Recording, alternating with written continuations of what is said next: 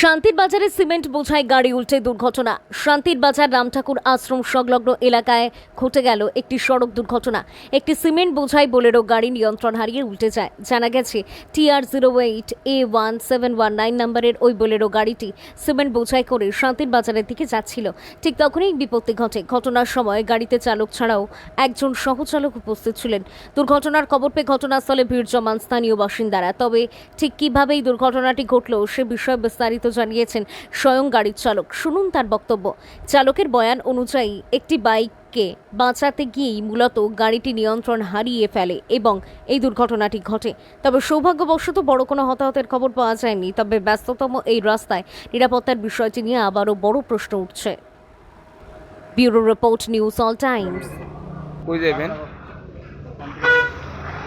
তো কেমনে হয়েছে ঘটনাটা? ঘটনার সামনে আগুন চলে বাইক নিতে আসে ব্যাগ দিচ্ছি আর